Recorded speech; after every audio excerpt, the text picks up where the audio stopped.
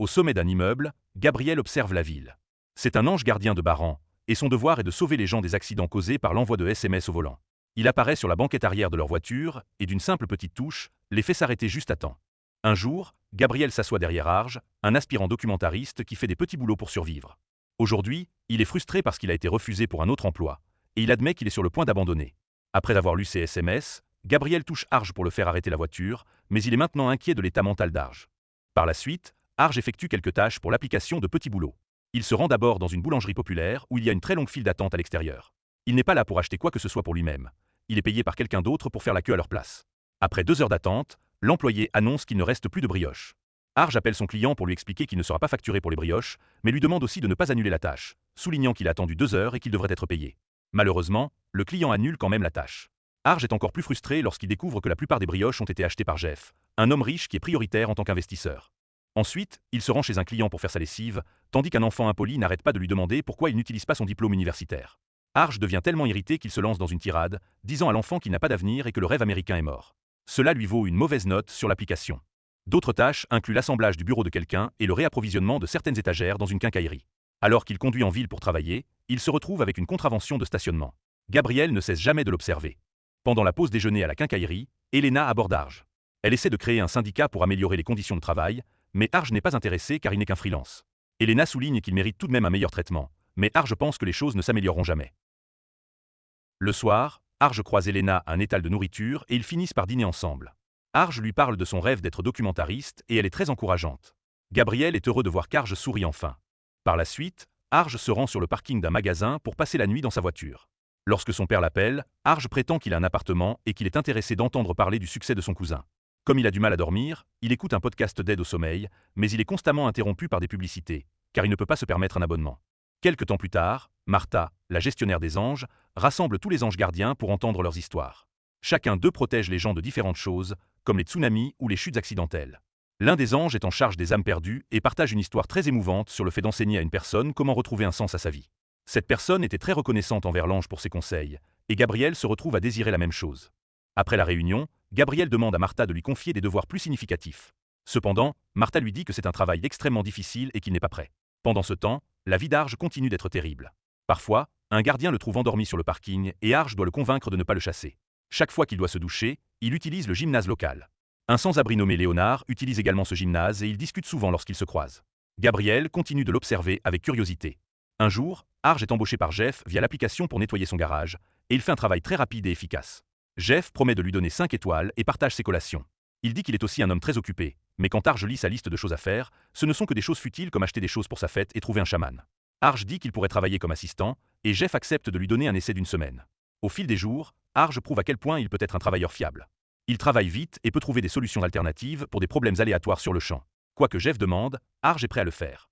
Jeff est extrêmement satisfait de la performance d'Arj, alors il l'embauche correctement et lui donne une carte de crédit d'entreprise pour les dépenses. Arj peut maintenant se permettre de loger dans un motel. Quelque temps plus tard, Jeff décide d'informer Arj qu'il a une arme à feu dans la maison en cas d'urgence et lui donne le mot de passe du tiroir.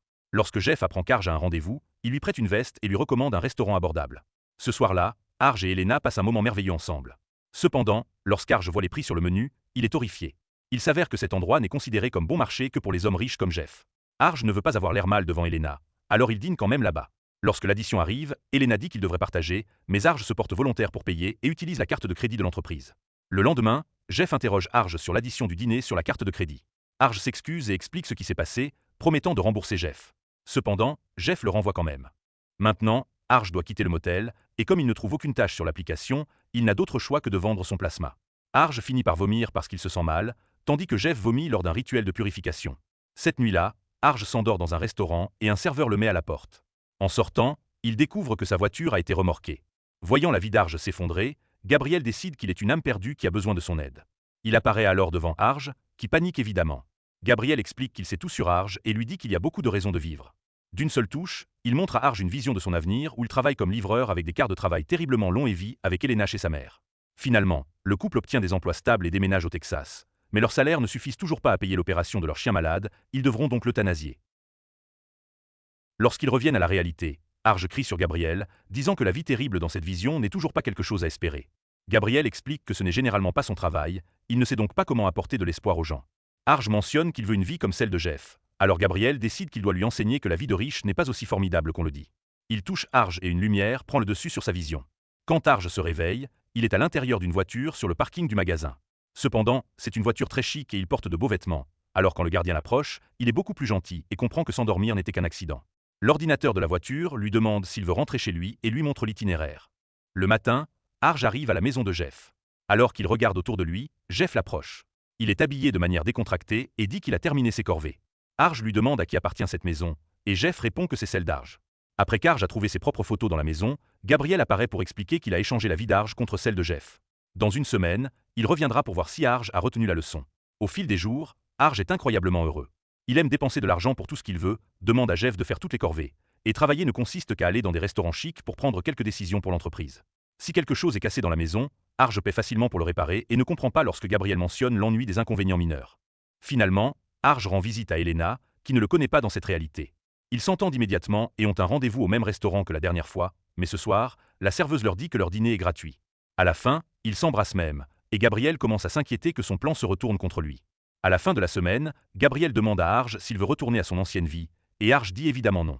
Quand Arj s'inquiète que Gabriel le force à revenir, Gabriel doit admettre qu'il n'a pas le pouvoir de le faire. Il ne peut normaliser les choses que si Arj y consent.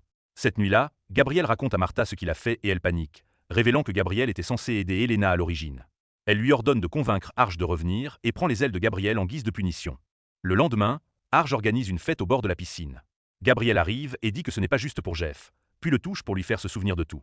Jeff panique pendant quelques secondes avant de s'évanouir sous le choc. Les invités pensent que Jeff est mort et partent immédiatement. Quelques instants plus tard, Jeff demande à Arj de lui rendre sa vie et lui promet de lui payer 200 000 $ en guise de remerciement. Arj souligne que Jeff dépense cela pour une seule montre et le traite de radin. Une dispute s'ensuit et Gabriel doit les interrompre pour expliquer que Jeff ne se souviendra de rien lorsqu'ils échangeront à nouveau, car c'est l'expérience d'Arj. Après avoir argumenté encore un peu, Arj accepte de rechanger, mais seulement s'il obtient quelques jours de plus pour s'amuser d'abord. Jeff accepte l'accord et dit qu'il est capable de bien vivre à nouveau parce que ce n'est qu'une question de travail acharné. Comme Gabriel a perdu ses ailes, il a besoin d'un endroit où loger et demande à Jeff d'être son colocataire. Ils finissent par partager un lit dans une chambre de motel et Jeff a des questions sur les anges. Gabriel explique qu'il ne pouvait pas voler parce que ses ailes étaient trop petites. Seuls les anges de rang supérieur ont des ailes plus grandes. Le lendemain matin, la gérante du motel leur dit qu'ils doivent partir. Jeff la convainc de les laisser rester un jour de plus et promet d'apporter l'argent dans la soirée. Maintenant, Jeff n'a d'autre choix que de commencer à prendre des demandes de livraison à partir d'une application, tandis que Gabriel le suit. Bientôt, Jeff se rend compte à quel point il est difficile d'être pauvre. Les clients le traitent mal et ne donnent pas de bons pourboires, il le blâme aussi pour des erreurs sur les commandes qui ont en fait été causées par le restaurant. Il est toujours pressé et les autres chauffeurs se fâchent contre lui parce qu'il cause des problèmes de circulation. Pour aggraver les choses, de nombreux restaurants ont remplacé les livreurs par des robots. À la fin de la journée, Jeff est furieux de découvrir que l'application paie à la fin de la semaine et qu'ils ne peuvent pas se permettre le motel, le duo doit donc dormir dans la voiture. Pendant ce temps, Arj invite Elena à l'accompagner à Paris, mais elle le repousse car elle a du travail à faire pour le syndicat. Arj se plaint et Elena se fâche, expliquant qu'il est peut-être riche, mais elle est toujours une employée et doit se battre pour la qualité de sa vie. Comme Arj ne semble pas comprendre, elle s'en va. Se sentant très déprimée, Arj part faire un tour et commence à envoyer des SMS en conduisant, ce qui provoque un accident qui le laisse dans le coma. Bientôt, Gabriel apprend la nouvelle par un collègue et informe Jeff qu'il devra être pauvre pendant quelques jours de plus, car Arj ne peut pas consentir pendant qu'il est dans le coma. Jeff panique et convainc Gabriel qu'il devrait demander de l'aide à d'autres anges. Plus tard, Gabriel va voir Martha, qui décide que c'est un trop gros désordre et renvoie Gabriel. Il devra vivre comme un humain, bien que Martha reconsidère de le rendre ange si Arj accepte de normaliser les choses à nouveau. Le corps de Gabriel commence immédiatement à changer, il peut sentir sa peau transpirer et quelque chose de drôle dans son estomac. Par la suite, Jeff emmène Gabriel dans un restaurant de restauration rapide. Gabriel n'a jamais mangé auparavant, il a donc beaucoup de questions, comme comment il est censé savoir quand il a fini de mâcher. Quand il mange enfin, il est immédiatement émerveillé par toutes les saveurs différentes. Il admet également qu'il a peur, alors Jeff l'assure qu'il a un plan. Le lendemain, Jeff décide de visiter l'une de ses entreprises, espérant pouvoir offrir de nouvelles idées qui lui obtiendront un emploi. Cependant, il est mis à la porte sans être écouté.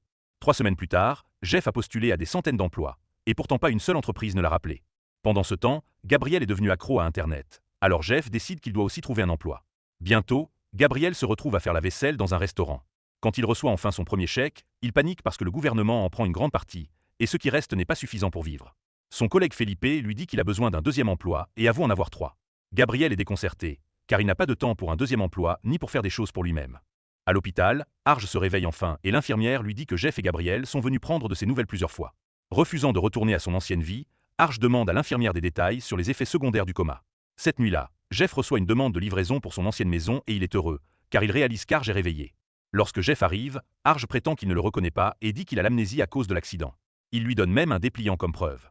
Le soir, Jeff annonce la nouvelle à Gabriel, qui déteste tellement la vie humaine qu'il a commencé à fumer. Jeff continue de demander de l'aide et Gabriel a une idée.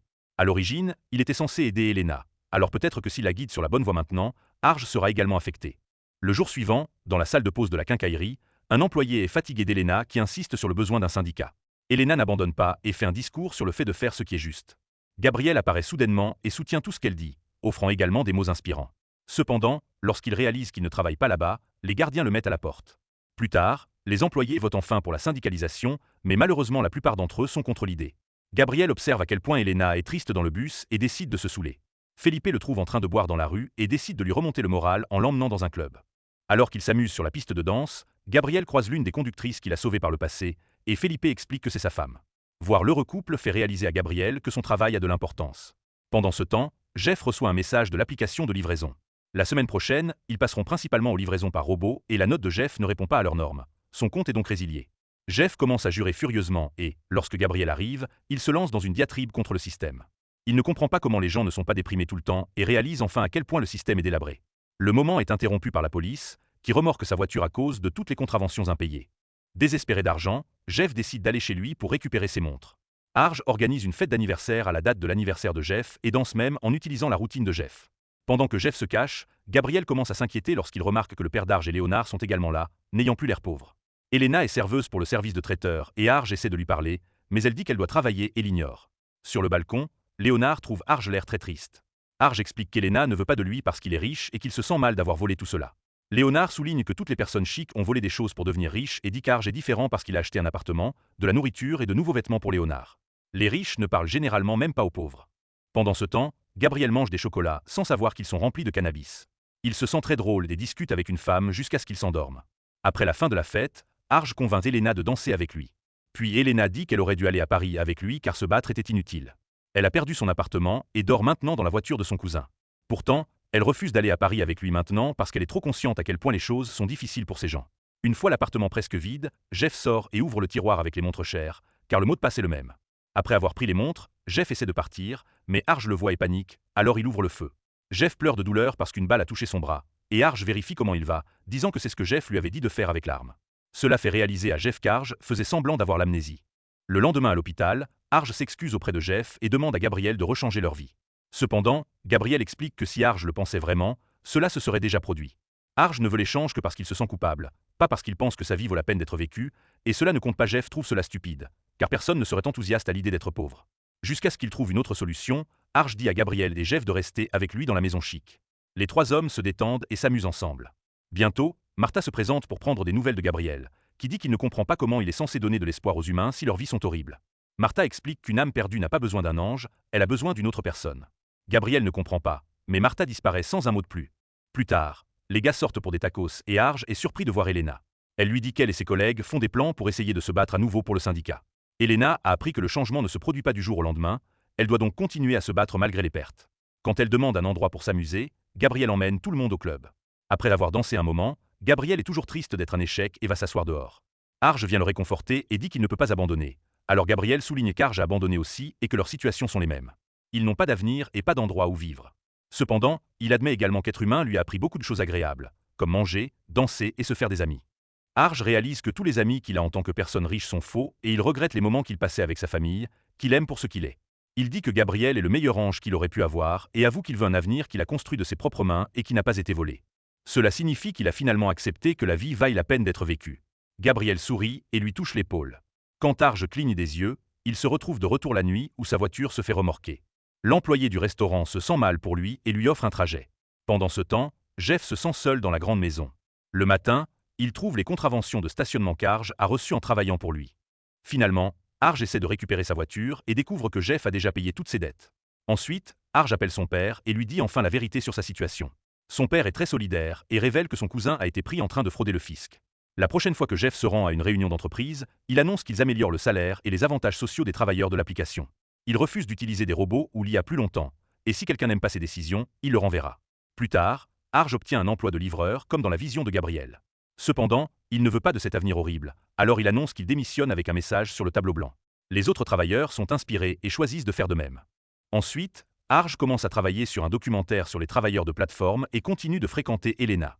Une nuit, après avoir mangé des tacos, il en laisse un sur la table pour Gabriel. Assurez-vous de vous abonner et d'activer les notifications pour pouvoir regarder plus de vidéos comme celle-ci. Merci d'avoir regardé.